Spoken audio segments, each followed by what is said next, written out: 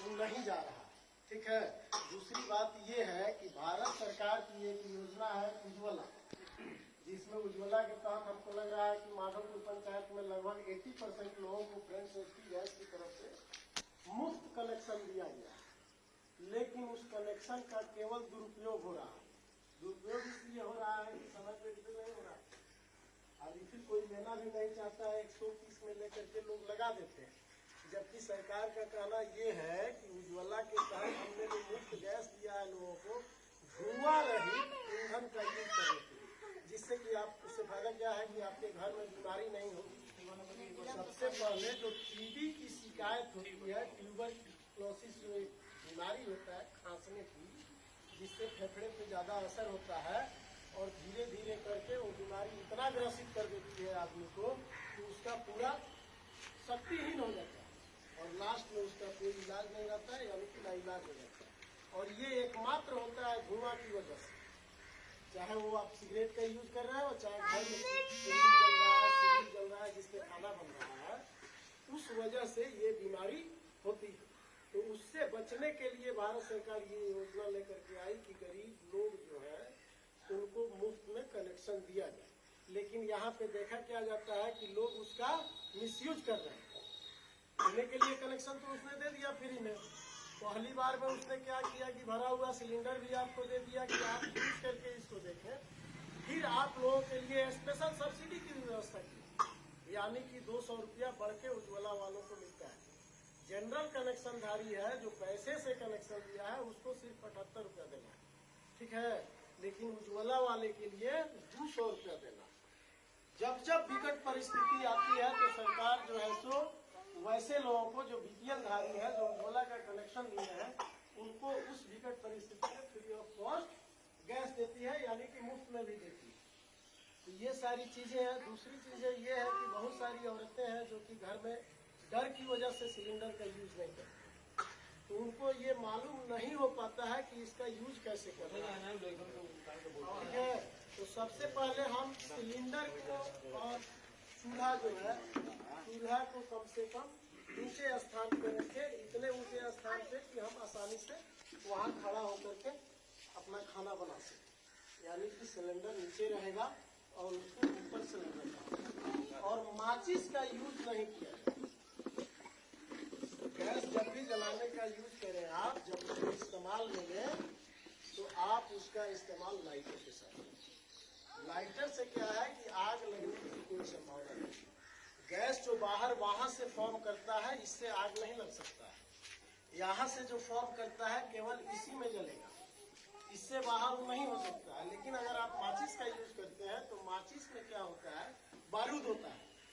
ठीक है। और उस बारूद से जब वो गैस के रेंज में आएगा तो पूरा रेंज में आग लग सकता है। इसलिए माचिस का यूज नहीं होना चाहिए। दूसरी बात कि चूल्हा हमेशा ऊपर रखें।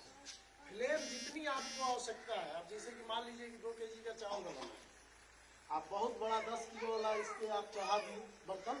ठीक है। अब आप क्या सोचेंगे, बन जाएगा। अब उसका फ्लेम एकदम आप हाई कर दीजिएगा तो यहाँ जो ये पाइप होता है, ये जो घरेलू पाइप दिया जाता है, इसका वहाँ से सप्लाई होने का बहुत कम रहता है। ठीक है। रेशियो जो इसमें छेद होता है बहुत कम दिया जाता है, यानी घर का खाना केवल बनाने के लिए। जो सिलेंडर 19 केजी वाला होता है उसका ये सुरक्षा हॉल जो होता है, ये पाइप जो होता है जिससे सप्लाई होता है चूल्हा में, वो उसका हेवी होता है। यानी कि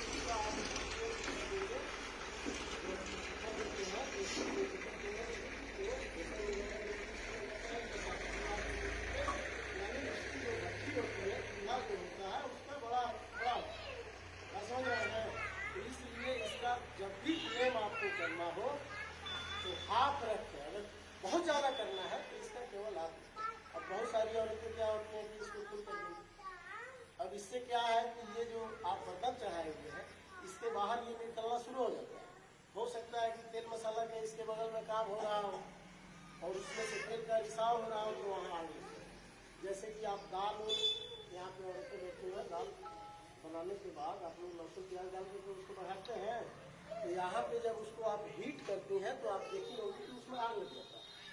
तो आग नहीं लगना चाहिए गैस के साथ, वहां पे आग नहीं लगना चाहिए, हो सकता है कि धोखा हो जाए आपके साथ।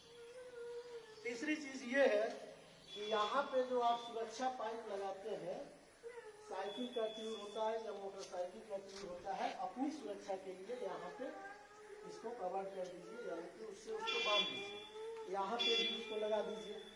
नया सिलेंडर आप जब रिफिल के लिए आते हैं और यहाँ से ये जैसे कि मान लीजिए कि इसको छुड़ा दिए हैं आप, घर पे ले जाकर के आपको मान लीजिए कि सिलेंडर एक है, इसको लाए रिफिल करा लिए। उसके बाद कुछ औरतें ऐसी होती हैं कि इसको क्या करते हैं कि ये पूरा दबाती हैं और उनको ये पता रहता है कि ये बैठे, अभी ये बैठा नहीं है, हाथ में लगा हुआ है, तो इससे क्या होगा कि ये पूरा ब्रश कर जाएगा, पूरा फट जाएगा और पूरी मकान के साथ जितने आदमी होंगे सारे लोग जो है तो खतरे से घिरे जाएंगे। तो उस चीज पे सबसे पहले ध्यान रखना है कि नया सिलेंडर हम ले जा रहे हैं रिफिल के लिए, तो सबसे पहले रेगुलेटर को ध्यान से रखें कि बैठा है कि नहीं। इसका क्या तरीका है, कैसे जानिएगा कि बैठा है कि नहीं।